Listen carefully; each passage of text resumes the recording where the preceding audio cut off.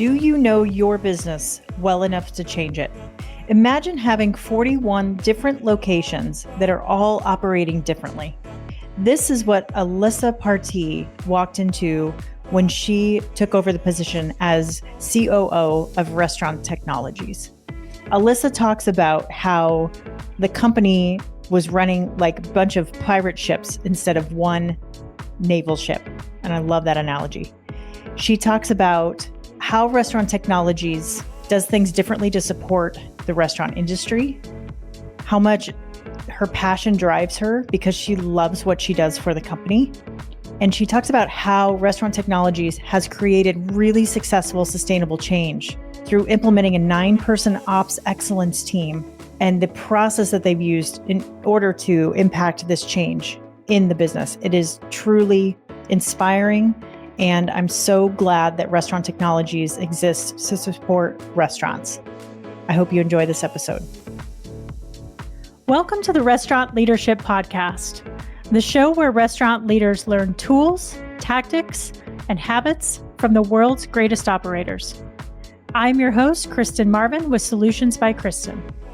I've spent the last 2 decades in the restaurant industry and now partner with restaurant owners to develop their leaders and scale their businesses through powerful one-on-one coaching, group coaching, and leadership workshops. This show is complete with episodes around coaching, leadership development, and interviews with powerful industry leaders. You can now engage with me on the show and share topics you'd like to hear about, leadership lessons you want to learn, and any feedback you have. Simply click the link at the top of the show notes and I will give you a shout out on a future episode. Thanks so much for listening, and I look forward to connecting.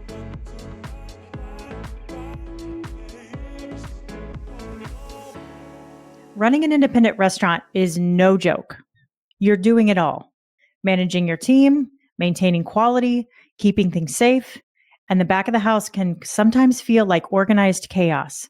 That's where Restaurant Technologies steps in. They've created a system called Total Oil Management that helps take one big job off your plate, managing cooking oil.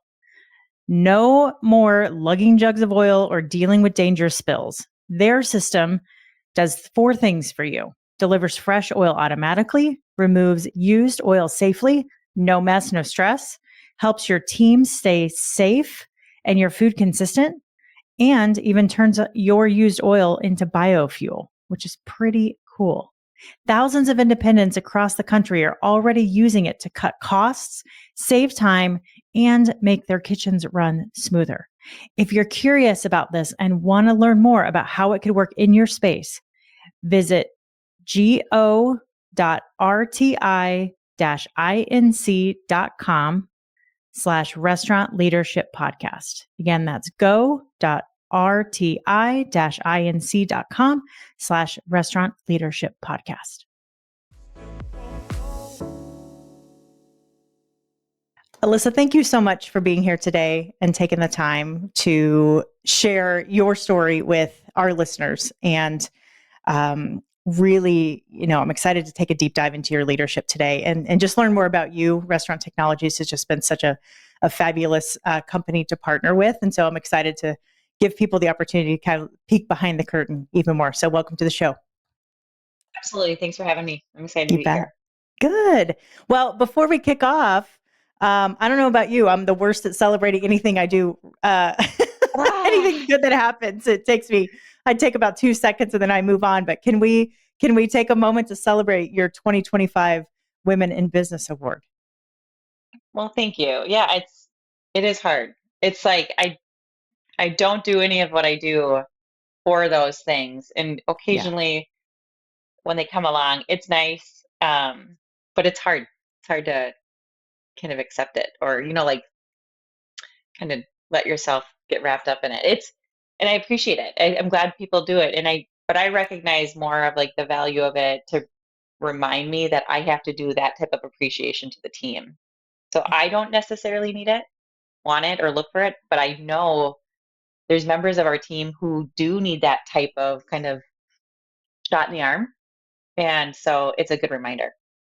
I love that. So this was presented to you by the Minneapolis-St. Paul Business Journal. Is this something that you've known about for a while or They was do it this kind of a every surprise? year. Yeah, they have nominations every year for it. And then, it's just something that I don't think we really have focused on necessarily, but I do watch it. And what's cool about it is when you see these nomination classes come up, the talent within the pool is remarkable. And so it's almost a forced connection point that you meet people who are really big movers and shakers, whether it's in the Mhm. industry that I live and breathe in or in the markets that we get to serve. And every once in a while, you got to get out of your home, you got to get out of your office, you got to get out of your place of business and meet people. And then that's where the power is. The power is through the connections that those platforms create.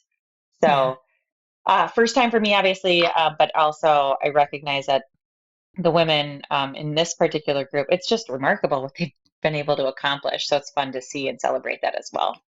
I love it. Well deserved. Congratulations. Thank Very, you. very Thank you. exciting stuff. So let's talk about restaurant technology. So you joined the team in 2020 as the chief I people did. officer, right? Yeah. Yeah. How did your journey kind of land you to that position with restaurant technologies? So, full disclosure here, full, total transparency. I did not know about restaurant technologies until I was approached for the role. I was aware that there were solutions out there for what we did, but not like we do it.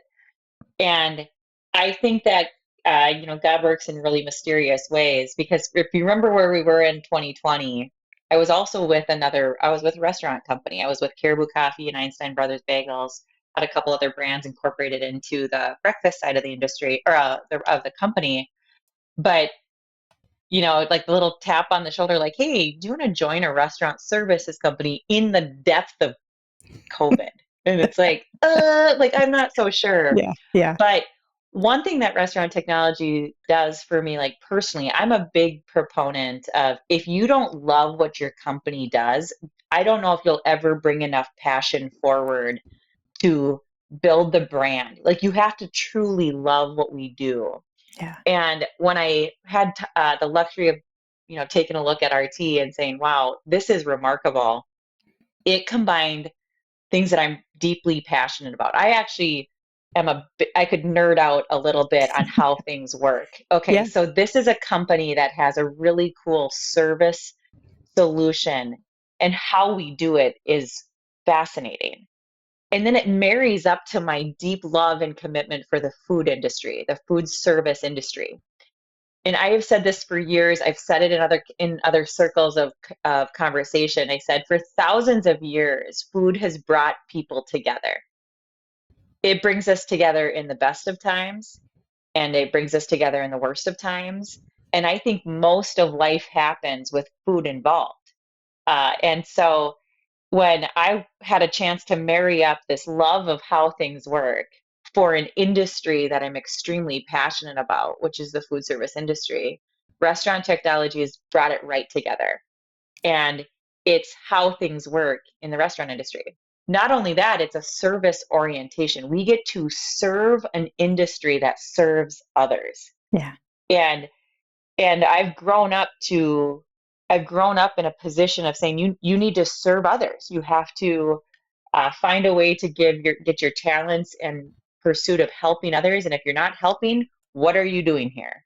Yeah. So it just was it really kind of rocked me to my core of saying, oh, I remember talking to my husband. I was like, I have to do this. He's like, it's a restaurant services company in the heat of COVID, Alissa. Like, are you Yeah. sure? And then I met the leadership team. I met some members of the team, and I just said, yeah, this is where I want to be. That's awesome. If you are feeling the pressure of rising costs and staffing shortages or supply chain chaos, you are not alone. The truth is, the economic forecast may be shifting, but your restaurant still needs to keep moving forward. That's why I'm headed to the 2025 National Restaurant Association show happening May 17th through the 20th in Chicago. This show is built for operators like you, offering real solutions for real challenges, from cost-saving equipment to strategies for navigating today's tough labor market. Plus, You'll get access to cutting-edge technology, menu innovation, and expert-led sessions that'll help you stay resilient no matter what the market throws your way. And I'll be there, and I'd love to see you too. Here's a bonus for you too. Use my promo code Kristen25 at checkout and get $25 off your Expo Show badge. All you have to do is go to nationalrestaurantshow.com to register and grab your ticket. Don't wait though, because this offer expires May 9th. The 2025 show is where the future of food service comes to life. Don't miss it, and I hope to see you there. So it's been 5 years in 2 different roles now, but the company itself, we can talk about that whenever you're ready. But what we do, personally, why I chose it is because it's something I'm like dually passionate about. Yeah, talk a little bit more about what you guys do that's so different from other service providers. Sure. So we are the premier solution for closed loop cooking oil management solutions. That's our primary product. We have an Automus solution as well, which is around keeping clean hoods and flues clean. It's an auto cleaning solution or service, but our main product line is our total oil management solution. And what we're able to do is in 41 different operating locations across the country, we are able to service roughly 50,000 customers from those 41 sites.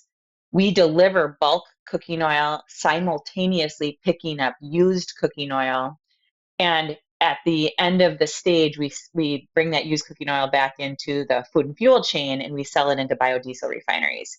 So it's a good for people, good for planet business. Our trucks are works of art. They are multi oil type delivery trucks. We can deliver 3 or 4 different oils simultaneously on our dynamic route. We deliver to a customer who needs oil just when they need oil, and then we're able to safely handle their used cooking oil. What it allows a restaurant to do is stop manhandling their oil management. They don't have to lug around jibs of oil, 35, 40-pound, boxes of oil, and heave them into the fryers. We can, and they don't have to empty oil out of their old fryers and carry it out to a rendering tank. It's push button technology. It's like remarkable to see it work. So it's safety oriented. It's helps actually customers use less oil because of our technology that helps them understand their oil usage patterns.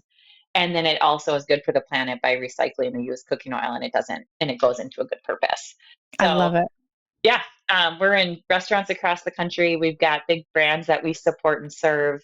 We also service universities, casinos, hotels. So anybody that cooks with oil generally benefits for our system, and the employees love it.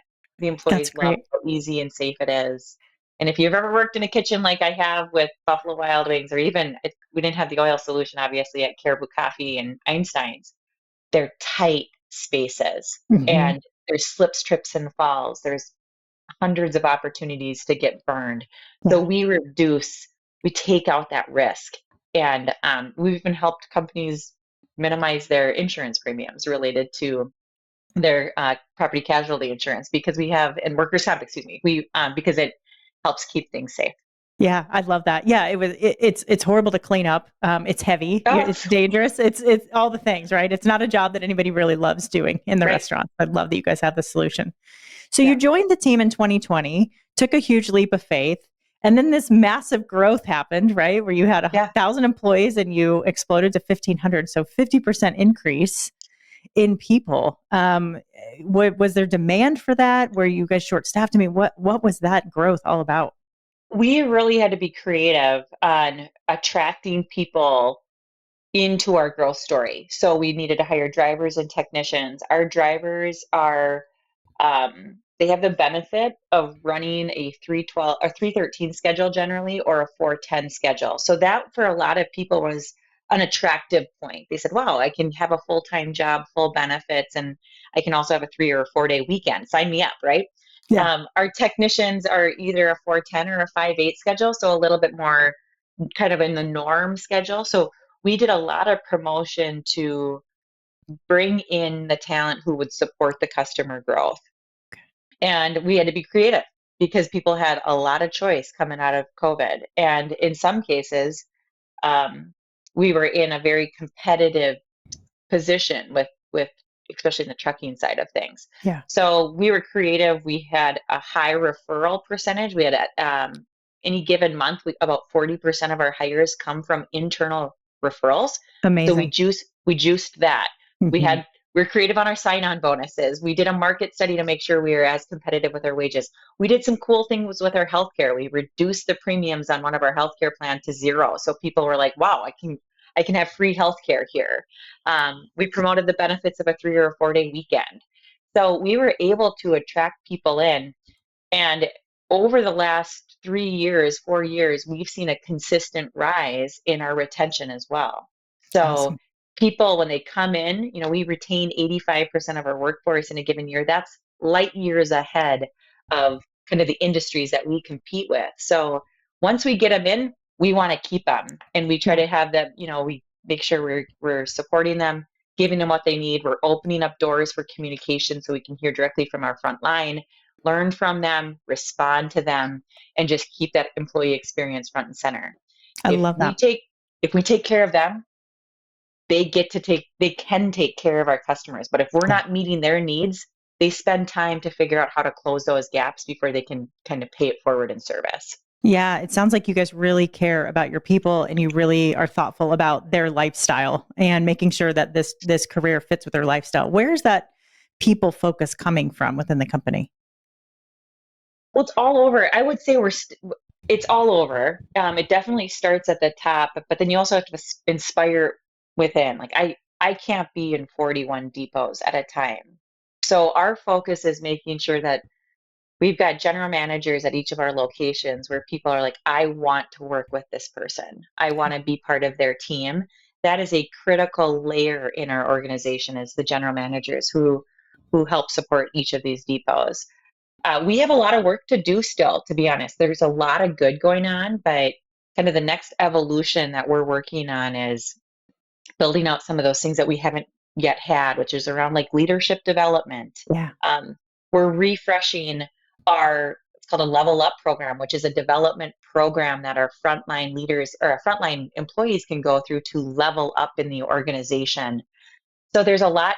We had to kind of do some of the food, water, shelter basics first, and then the next thing is around development. So Yeah. a lot comes from it, but when you're a healthy, thriving business, you have earned the right to invest back into the business. And one of the ways we do that is through better quality equipment, better quality tools, and then that that investment right into the people through development and support.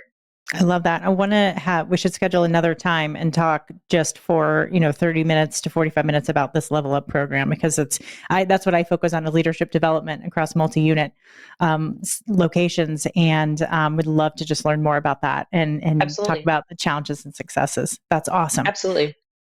So you made the jump from CPO to COO. Yeah. What made you decide to make that leap?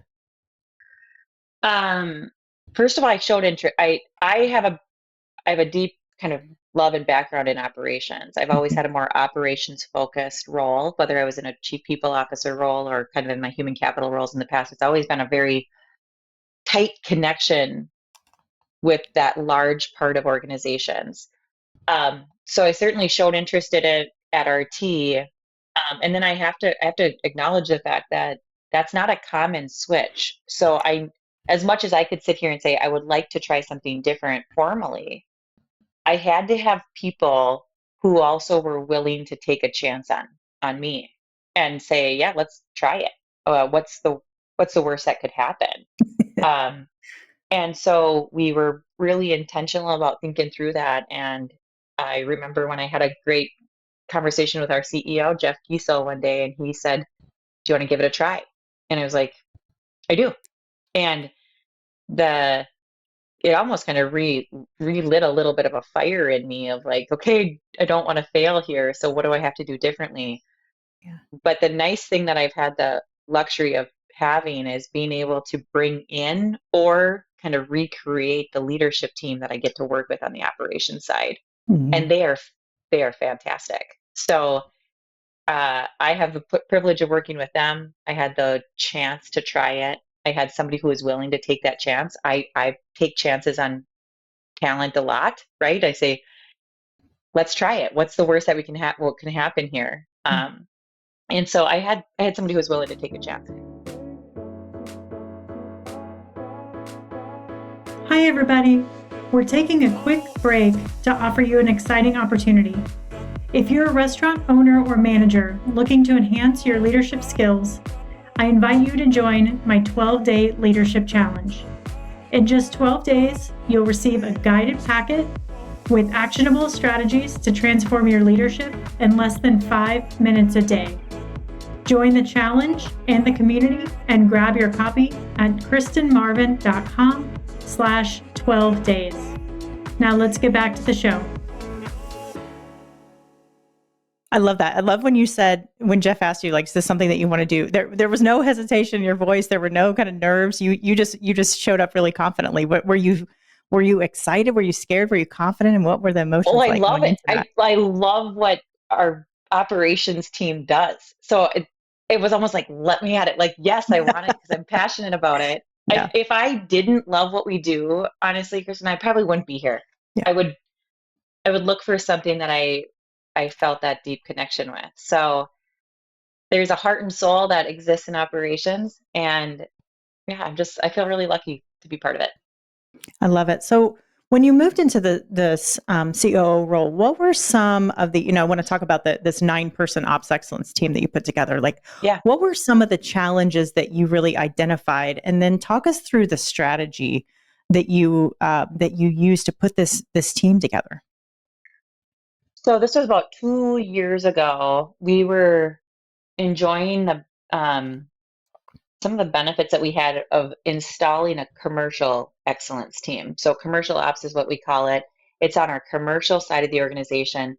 And we did that, they built out about 4 years ago. So what their purpose was essentially to make it as easy as possible for our sales team to grow, and find new customers and onboard new customers. And we went through like a 2-year learning cycle with commercial ops that helped us redefine, standardize, and codify our go-to-market strategy. And as that was off and running, at the same time, we were doing some big investments into our service technology, which is Salesforce Service Cloud.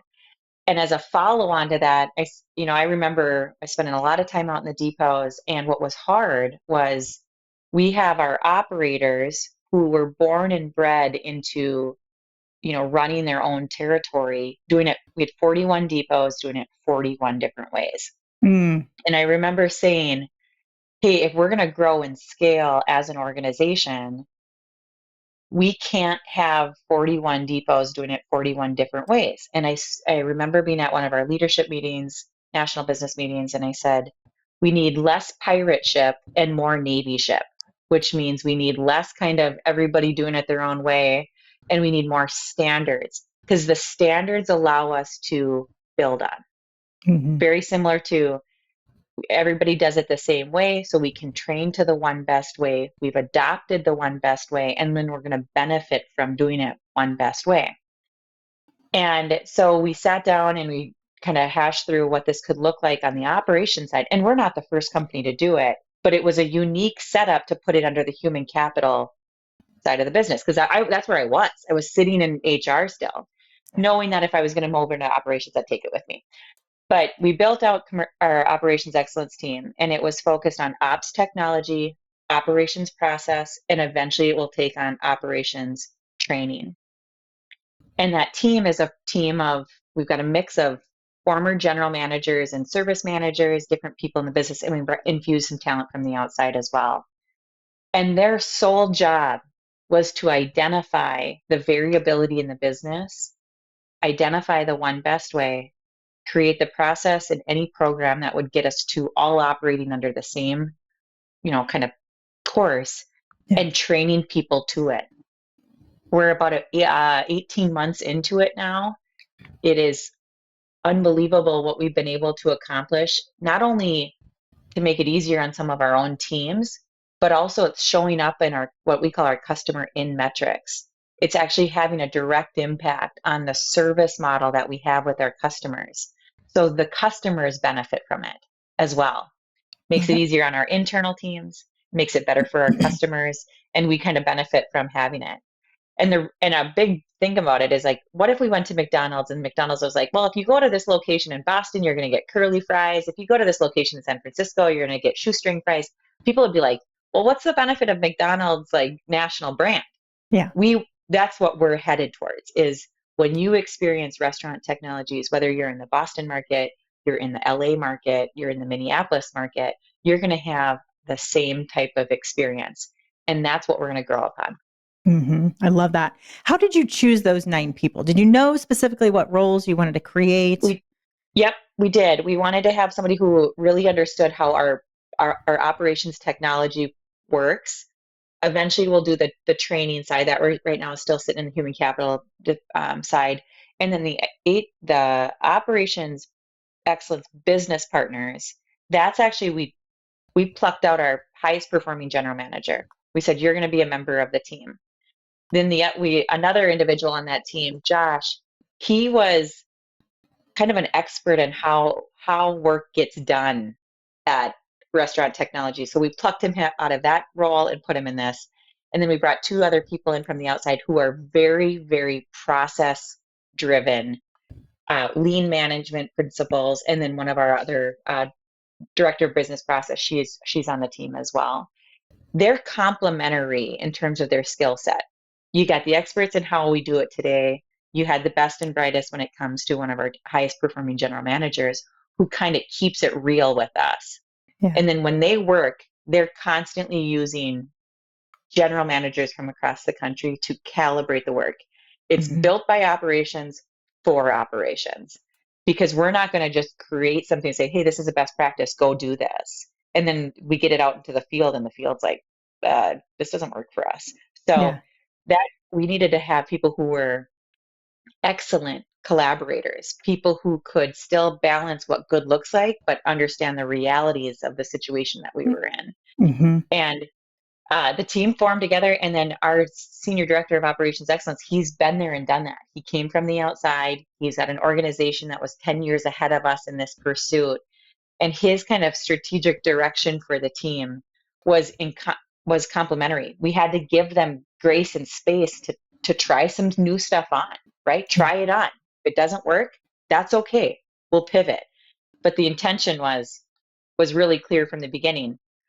It also helped that we told a lot of people about it. I said, hey, this is what this function is going to do, and this is what we expect out of it. So it was like self-calibrating to make sure it came true. Yeah.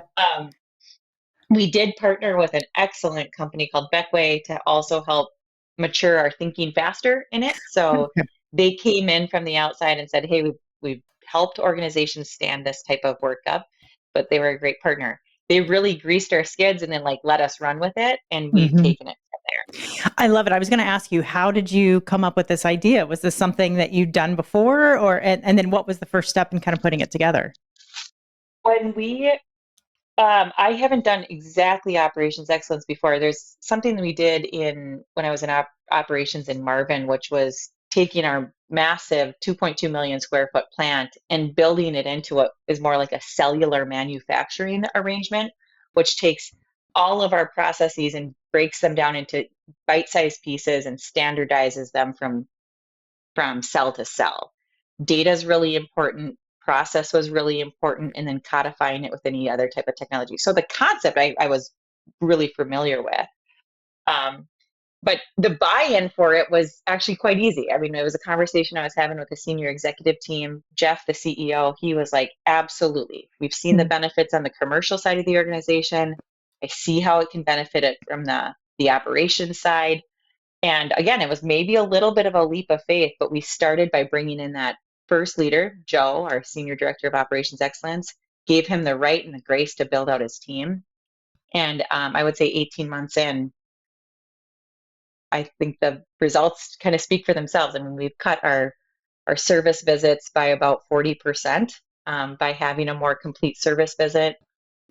We've had increased our first time right for our installations, which means our new customers start off with us on a really good foot. Like there's some basic things that we just had to codify. Yeah, I love that. That's amazing. Congratulations. Yeah, thanks. It's all a lot of credit to the team.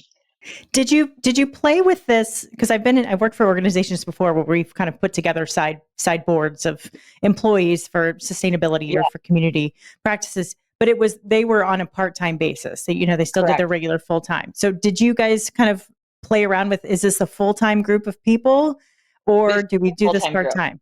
Okay. Yeah, so that is a great question because RT has tried this in different ways before, but it was always side jobs. Yeah. And so we had to jump into the deep end, right? And fully commit to the practice of it. And it is all they focus on. It's 100% of their time is Love focused it. on that standardization, reducing the variability, training, process orientation, because there's that much work to do, first of all. Yeah. And then the day job wasn't pulling them away from the continuous improvement mindset that you want everybody to have. Yeah. There was really big building blocks that we had to put in place. And it's just hard to, you maybe eventually could get there, but it's going to take you many, many more years. You don't see and experience the progress fast enough and it dies out. Yeah, totally. And I'm assuming you're working directly with Joe Yes. on the Yep. initiatives. So Yep. 41 locations, a lot of, you said they're doing everything differently. How do you help Joe stay focused on what the priorities are to make the biggest impact? Joe, there's a lot of buy-in from the general managers. Like we pilot a lot of our stuff in a handful of depots. This is just kind of a little bit of proof point that we were able to highlight at our last national business meeting. One of the things that he does really well is when he pilots it, he has good kind of tracking mechanisms of the befores and afters. He took one of our closer to home depots, which is our Minneapolis depot, and they were the full pilot for all of our first steps on ops excellence, new work, like new process or anything like that. And I want to, the numbers is not exactly specific, but I want to say Minneapolis, if in our stacked ranking of, different performance metrics, was somewhere in the bottom third prior to being our guinea pig for operations excellence. Within 12 months, Minneapolis was runner up for Depot of the Year. Nice. So then you find the platform to say, hey, listen, like this actually works. It helps not only that depot perform better, but there's less kind of aggravation of having to figure it out on their own.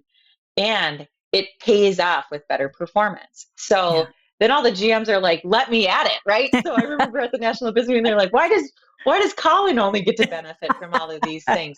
Well, that when you get to grandstand or put on stage your guinea pig, who went through a lot to go through it, right? He had to try a lot of stuff on for size and like see if it worked.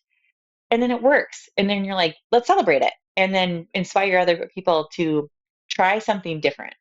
Because we have incredible retention of our general managers, but they've been kind of doing it their own way for a long time. So you had to give them Yeah. a reason to believe. Yeah. And how do you, I mean, that shift from them being able to do what they've wanted to do 41 different ways, there's empowerment there. But then when you start to put this structure in, was there any friction there between the GMs going, this feels different, or I don't know if I Yeah. like this direction, or I'm losing some of my voice here? Yeah, I would say a little bit. And I'm a realistic person. I'm like, hey, I get it. I get it. It's Yeah. different. I don't always love change myself Yeah. too. But what I've also heard from them quite a bit, and this is a very specific example. We had a big kickoff meeting when we first brought Operations Excellence on, and we kind of previewed with them what we thought would be the best things to focus on first. And one of them was how we install our oil system. So we put like 7 of our GMs in a corner of a room with 7 other GMs working on a different charter. And I'm like kind of circling the room a little bit, and I walk back into the install process one, the group who's mapping this out on the wall. And I think it was William Turner, our Chicago GM, and I think Andre Valdez, our Miami GM. I walk over, I was like, hey guys, how's it going? And one of them goes, hey, Alyssa, it's clear what we need because they're struggling through this. I was like, well, what is it? He goes, we just need more training. I'm like, oh, well, are we going to train to the Miami way? Or are we going to train to the Chicago way? Or are we going to train to the Boston way? Like what should I build my training around? Yeah. And then all of a sudden they were like, like the light bulb moment. Yeah, the light bulb goes off. So I was like, hey there, podcast friends. I hope you're enjoying these impactful conversations and leadership insights I'm bringing you each week. Before we dive back into today's episode, I want to take a moment and reach out and ask a small favor that would go a long way in supporting the show. If you've been loving the content I'm providing, please take a moment to leave a rating and review wherever you listen to your podcasts. Not only does it make my day, but it also plays a pivotal role in helping the show grow. Your reviews boost my visibility, attract new listeners, and encourage exciting guests to join me on the mic. So if you want to be part of my show's growth journey, hit that review button and let me know what you think. Thanks a million for being awesome listeners. this is a perfect proof point. I said, we don't have enough training resources to train it to 41 different ways if we're going to be a national company. And that kind of light bulb opened the door to saying there is something here that is beneficial for the greater good. And yeah, we ran with some of that. I love that you do a lot of those exercises too, letting them work through it together and try to communicate it. But I love that you showed them. You didn't just tell them what the needs were, but you showed them and let them work through it. That's incredible. I love it. You got to bring them along, right? On any of that change, you just got to bring them along. And we learn a lot from them. They learn a lot about kind of their own operations through it as well. Like, do you know your business well enough to change it? And a lot of people don't actually. And I'm a big proponent of know your business inside and out. So when you start to see something working, you can attribute it to why.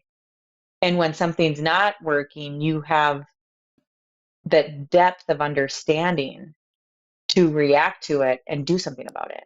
But when you surface level know your business, you don't know it well enough. You will make mistakes.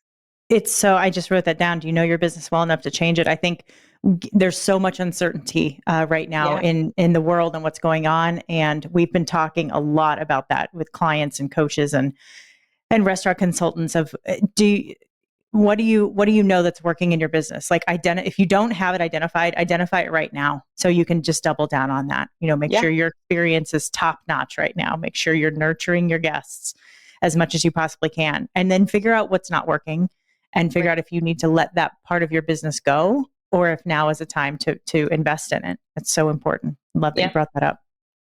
I remember a time, it's a little bit of a different thing, but it's relevant for restaurants. I remember when I was at Einstein's and Einstein Brother Bagel. So most of their business happens before 10 a.m. The breakfast concept. Okay. So that's really where we make the money and serve the guests, right? Is in the morning. Well, morning before COVID, especially, people were really sensitive to how long it would take to get their morning breakfast. Mm-hmm. They're usually en route to their work. They can't be late. They got to drop the kids off at a certain time. They needed to have predictability about how long it would take to get a bagel and a coffee. So we were tracking guest service time. How long does it take how much of the wait in line, whether it's the drive-through or they come in? What is that dwell time throughout the process? How long do they wait after the order is placed? When do they get there? When do they pay? When do they leave? And so these time studies told us a lot, knowing that we're in a time-sensitive part of the day. Most people don't have as much of a concern at the end of the day, but they're very time-sensitive in the morning. Right. So we did a time study, and what we noticed was years and years of technical debt had shown up on the POS system, the point of sale system. And so our baristas and our employee team members would have to sort through pages of the POS that weren't relevant. Oh, limited time offerings, right. ingredients that we don't have anymore, combos that we didn't have anymore. And I remember going through the experience with them because we did side by side studies with them. And it was like, hey, order this. And so you're on the clock, right? You're like, okay, I have to do this as fast as possible. Yeah. But I have to make sure I don't hit this button, because if I hit this button, the whole POS system just blows up. It just stops working. We have to reset it, you know? Yeah. So our first ask of the IT team was clean it up. Yeah. Simply just clean it up. And we did, and we asked all of our general managers with, over 1,100 GMs. We said, what is the one thing you need from corporate? They said, clean up the POS. Wow. Okay. So we did. Well, we took like minutes off of the guest check time simply Yeah. because our team could they only had the buttons that they could push. Yeah. I love it. Wow, simplifying. I feel that energy. I was in breakfast for 7 years, and it was very high volume. And same thing. Yeah, it's you make or break somebody's day. And if you have to cancel their food order, they won't come back. It's they awful. won't come Their back. whole day's crap. And the last thing I need is we cannot make somebody late for their job. Right. We cannot. Yeah. Yeah. I love that. It's amazing. It's the little things, right? I think that it's all about, I love how you're so intentional about creating successful change in your business. And it's about empowering people and testing things through, like you're doing through piloting, but rolling it out and then constantly monitoring it and getting feedback. I think there's a lot of times people put so much into the rollout and then they're like, oh, okay, we've rolled it out, and step away. And then it's like, no. You've got to continue to have a system in place to monitor that. Whether that's people or automation or whatever it is. That's incredible. So what are you most proud of this with this new role? Gosh, I think it's just the amount of change the organization has been able to go through with successful results. I mean, it's truly like paying off. And when I say, how does it pay off? A lot of people say, well, it's just padding your pockets. But no. It allows us to make other investments. Okay, so I was saying, it's fun to see. I think what I'm most proud of is the fact that we have been able to introduce quite a bit of change and see the results of it, communicate the results of it, and celebrate it. Are we out of the woods yet? No. But when we see the change and the impact it's had on the business, make it easier to operate. So getting rid of some of the noise, that has a kind of almost an emotional impact for people too. Easier to do my job. But then it also is paying off. So then when we want to make other investments in the organization, we can. A fun thing that we got to roll out, this is kind of in my old world, but in my new world as well. In the last month, we were able to roll out what we call the Milestone Moments program. It's a recognition program for hitting 5 years and 10 years and 15 years of service. And it's a monetary and that attaboy kind of kudos for hitting those levels. Well, if you're not finding ways to be a higher performing organization, you don't have access to bring that investment back into the people. And so what we've noticed is some of our higher tenure workforce they're major contributors to our business. And by being part of the team and having input into what we do differently, it was a way to recognize them for that. So I'm really proud of the change that we've seen in the last year. And then I look at our engagement, and our engagement scores continue to go up. So I feel like people are in it with us to win it. And if I can make it a little bit easier for them to do their job, have a little bit of like gas left in the tank to go home at night, inspire them to try something different, then I feel like I'm doing my job. I love it. You guys are doing so many things well, and it's such an inspiring company. I love your approach to people. How are you, as a leader, continuing to develop yourself in this journey? I spend a lot of time making sure I truly understand. I create space to make sure I really understand the root of something. Even though I've got a lot figured out, I still don't have it all figured out. And I'm very clear about that. I'm like, hey, I actually don't know yet, but I'm going to spend time to understand it with you, my own study of it. You got to be this like continual, unquenchable thirst for learning as a leader. And the minute somebody gets to a point of feeling like, no, I got it all figured out, is like your leadership skills are actually going to start to drain at that point. Yeah. So that's what I do. I go kind of long and hard, I guess, on making sure I understand what we're about to embark on, and never shying away from it too. I would say, if I don't know, I will spend the time to figure it out. Yeah, that's great. You're so curious. That's amazing. I love it. Alissa, I can't thank you enough for coming on, sharing all this amazing knowledge and wisdom with us. There's just so much value here and so many good nuggets in your story. And just again, congratulations on your success and everything that Restaurant Technologies is doing. It's just been so exciting for me to learn about it and talk about it with clients. And I think there's still a lot of people out there that need to know about you guys and what you do. And so I'm so happy to work with you guys to share that message. So thank you for your time. And I can't wait to meet you in Chicago in real life, in person. Absolutely. It's gonna be great. Well, thank you for the time and the questions as well. It's just always fun to be able to have a chance to share our story. And if anybody needs anything or have any questions, I would love to make those connections. Love it. How can they get a hold of you? I would say start with LinkedIn. I've got I would say, relatively easy name to remember. I would say it's Alissa Partee with RT, but connect with me on LinkedIn. Let me know that you heard the podcast. And if you've got questions or a connection that I can help make, whether it's in our industry or in our business ourselves, I'm happy to do so. Awesome. Alissa, thank you. You're amazing. We'll talk to you soon. Well, thanks so much. I'll see you soon. Okay. All right. Bye-bye.